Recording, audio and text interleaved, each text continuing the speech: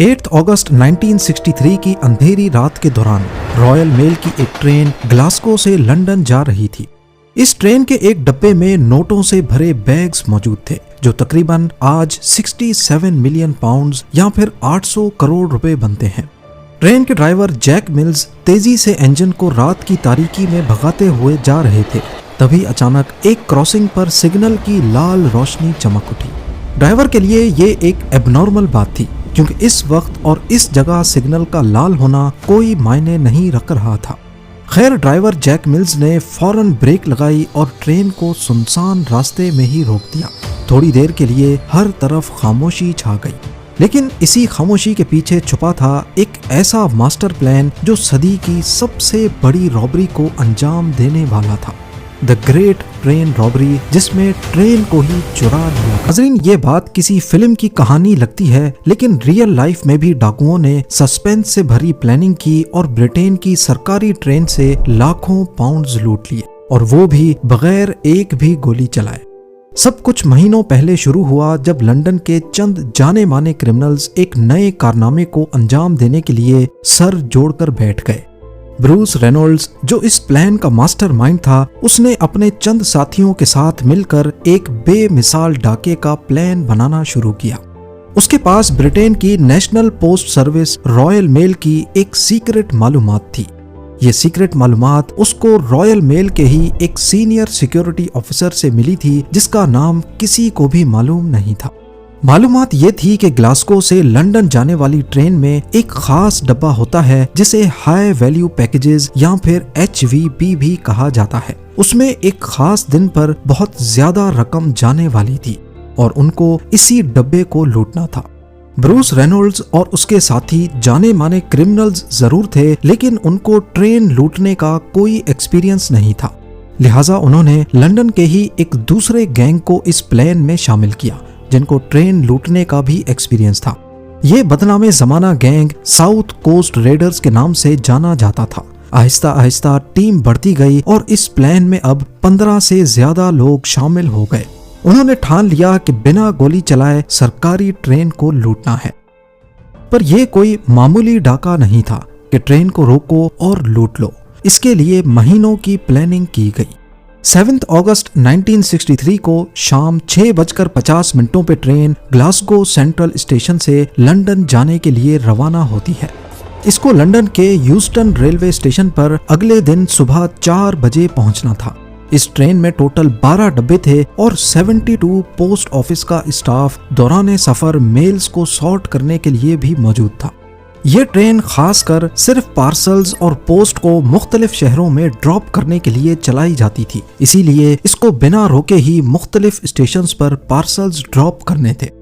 जब भी कोई स्टेशन आता तो वहां का लोकल पोस्ट ऑफिस स्टाफ एक स्पेशल एलिवेटेड रैक्स पर बोरियां लटका देता। जब ट्रेन प्लेटफॉर्म से गुजरती तो आहिस्ता हो जाती थी और अंदर बैठा स्टाफ एक जाली की मदद से वो बोरियां पकड़ लेता था, और ऐसे ही जो मेल्स उनको उस स्टेशन पे छोड़नी होती थीं, उनकी बोरियां प्लेटफॉर्म पर चलते चलते ही उतार दी जाती थीं। इस प्रोसेस के जरिए बगैर रोके ही मेल्स को मुख्तलिफ स्टेशंस पर डिस्ट्रीब्यूट किया जाता था। जिस डब्बे में रॉबरी होनी थी वो अभी तक इस ट्रेन के साथ अटैच्ड ही नहीं था।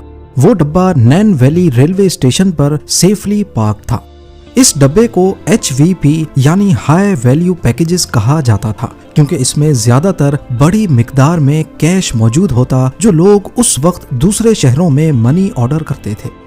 1960 में यानी इस वाक़े से 3 साल पहले post office investigation branch IB ने HVP डब्बों की सिक्योरिटी को बढ़ाने के लिए इसमें सिक्योरिटी अलार्म सिस्टम लगवाने की हिदायत दी थी, और 1961 में 3 HVP डब्बों में ये सिक्योरिटी अलार्म सिस्टम लगवा लिए गए, और जो पुराने डब्बे थे जिन पर सिक्योरिटी अलार्म नहीं था उनको रिजर्व में ही रख दिया गया। लेकिन डाके वाला दिन सबसे अहम था। उस दिन सिक्योरिटी अलार्म वाले HVP डब्बे आउट ऑफ सर्विस थे, लिहाजा एक रिजर्व डब्बा M30204M को इस्तेमाल किया जाना था जिसमें कोई सिक्योरिटी सिस्टम भी नहीं था। ये एक बहुत बड़ी टिप थी जो डाकुओं को रॉयल मेल के इनसाइडर से मिली थी। जब ग्लासगो से निकली ट्रेन नैन वैली रेलवे स्टेशन पहुंची तो रेलवे स्टाफ ने HVP डब्बे को इंजन के बाद दूसरे नंबर पर कनेक्ट कर दिया। ये डाकुओं को मिलने वाली पहली टिप थी, लेकिन दूसरी टिप इससे भी ज्यादा इम्पोर्टेंट थी। नॉर्मली HVP डब्बों में 3 लाख पाउंड्स के करीब पैसे होते थे, लेकिन क्योंकि पिछला हफ्ता बैंक हॉलिडे वीकेंड था, इसीलिए डाके वाले दिन इसमें 3 मिलियन पाउंड्स के करीब कैश मौजूद था। और ये थी टिप नंबर 2। यानी जो इत्तेफाक आज के दिन हुआ वो शायद सालों में एक बार होता होगा। 12 गुना ज्यादा पैसे भी जा रहे हैं और इत्तेफाक से सिक्योरिटी अलार्म वाला HVP डब्बा भी खराब था। पर डाकुओं के लिए ये कोई इत्तेफाक नहीं था। वो लोग इसी दिन के लिए कई महीनों से प्लानिंग कर रहे थे। खैर, ट्रेन HVP डब्बे समेत नैन वैली स्टेशन से रवाना हो गई। रात का वक्त हो चुका था और ट्रेन के ड्राइवर 58 साला जैक मिल्स तेजी से अपनी मंजिल की तरफ ट्रेन को लेके जा रहे थे। वहां डाकुओं का टोला भी रेलवे ट्रैक के पास झाड़ियों में घात लगाए बैठा था। उनकी प्लानिंग बिल्कुल परफेक्ट थी। 8 अगस्त 1963 रात 3 बजे के करीब डाकुओं के एक ग्रुप मेंबर ने सीयर्स क्रॉसिंग के सिग्नल के साथ छेड़छाड़ शुरू कर दी। उसने ग्रीन लाइट को छुपाने के लिए उसके सामने एक ग्लव यानी दस्ताना फंसा दिया और रेड लाइट को चलाने के लिए एक बैटरी का इस्तेमाल किया और फिर सारे छुपकर ट्रेन का इंतजार करने लगे। ट्रेन जब सीयर्स क्रॉसिंग के पास पहुंची तो ड्राइवर यहाँ पर रेड लाइट देखकर काफी हैरान हुआ, क्योंकि नॉर्मली इस क्रॉसिंग पर ट्रेन को रोका नहीं जाता, खासकर रॉयल मेल की ट्रेन को। खैर, जैक मिल्स ने ब्रेक लगाई और ठीक से सिग्नल पर ही ट्रेन को रोक दिया।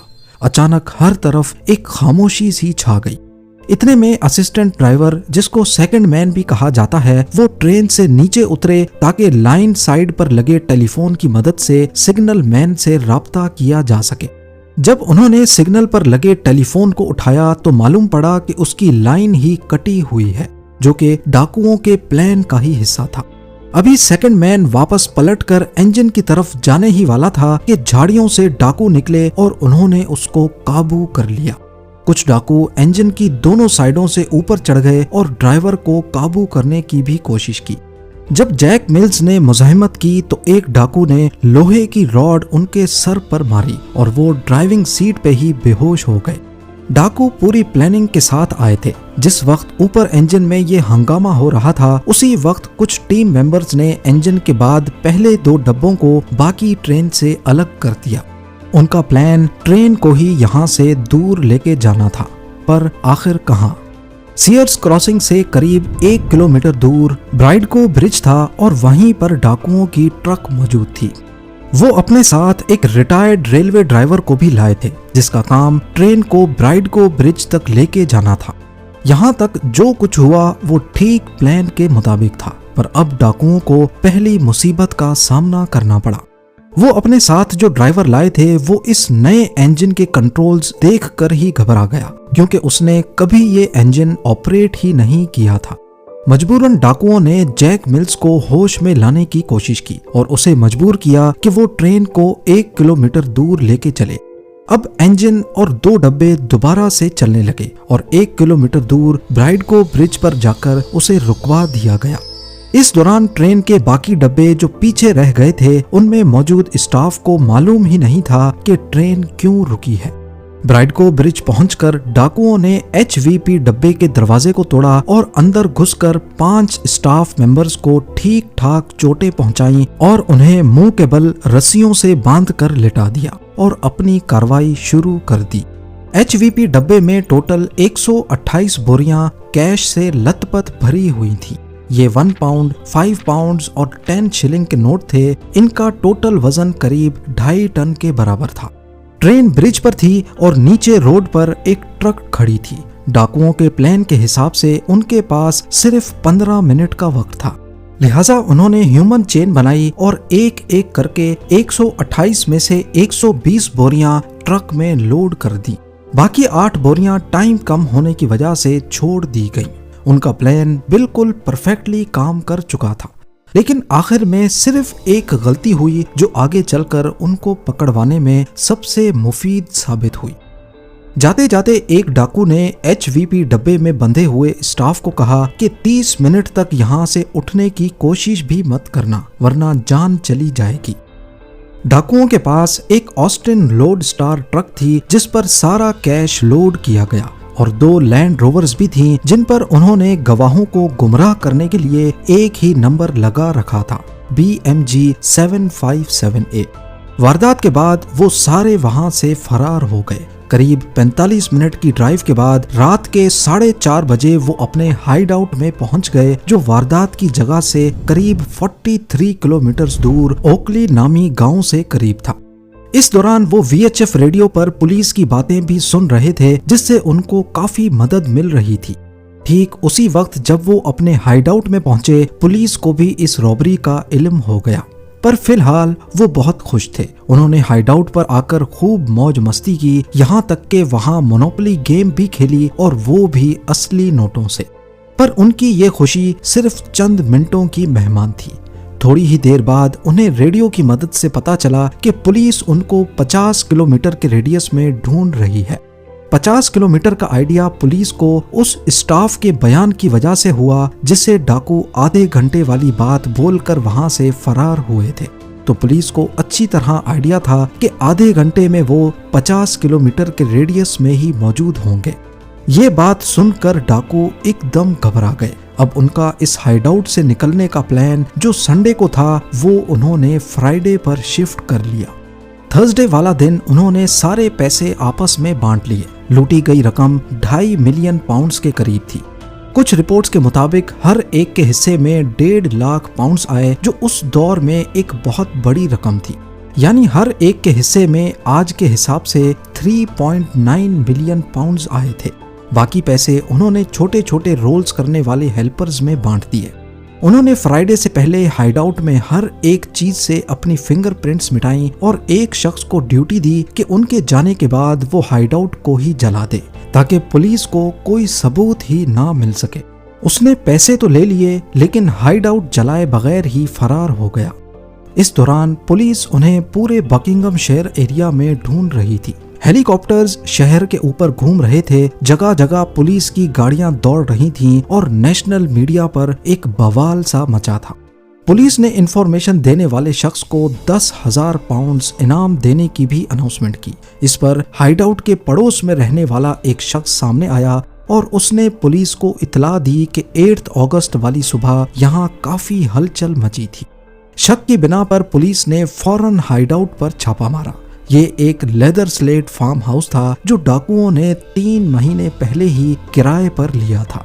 वहां पुलिस को बहुत सारे सबूत मिले जो इस रॉबरी से जुड़े हुए थे, जैसा कि खाली बोरियां, मेल्स और एक ट्रक भी मिला जिस पर जल्दी जल्दी में येलो रंग किया गया था। डाकू यहां से अपनी फिंगरप्रिंट्स मिटा कर गए थे, लेकिन उस मोनोपोली पर कुछ फिंगरप्रिंट्स मौजूद थी जिसको उन्होंने असली पैसों के साथ खेला था। ये फिंगरप्रिंट्स इस केस में एक बड़ा ब्रेक थ्रू साबित हुई, क्योंकि उन सब का पहले से कोई ना कोई क्रिमिनल रिकॉर्ड मौजूद था। तभी वो फिंगरप्रिंट्स पुलिस और स्कॉटलैंड यार्ड के रिकॉर्ड से मैच कर गईं और असल मुजरिमों का पता लग गया। कुछ ही दिनों में पुलिस ने 16 में से 14 लोगों को अरेस्ट कर लिया। सिर्फ 2 लोग ही पुलिस से बच पाए, जिसमें एक रिप्लेसमेंट ट्रेन ड्राइवर था जिसका असल नाम किसी को भी पता नहीं था, और दूसरा रॉयल मेल का वो सीनियर सिक्योरिटी ऑफिसर जिसकी मुखबरी पर ये सारा प्लान बनाया गया था। आज तक उस ऑफिसर का किसी को भी इल्म नहीं है, क्योंकि ना उसने कभी अपना असल चेहरा दिखाया और ना ही अपना नाम बताया था। कोर्ट ने इस रॉबरी को सदी की सबसे बड़ी रॉबरी करार देकर इस गैंग के तकरीबन सभी लोगों को 30 साल की कैद सुनाई। इस रॉबरी के बाद ब्राइडगो ब्रिज ट्रेन रॉबर्स ब्रिज के नाम से मशहूर हो गया और आज तक ये उसका नया इनफॉर्मल नाम है। जैक मिल्स जो 58 इयर्स के ट्रेन ड्राइवर थे, सर पर चोट की वजह से दोबारा कभी ये नौकरी नहीं कर पाए और 7 सालों के बाद ही सदमे की वजह से दुनिया छोड़कर चले गए।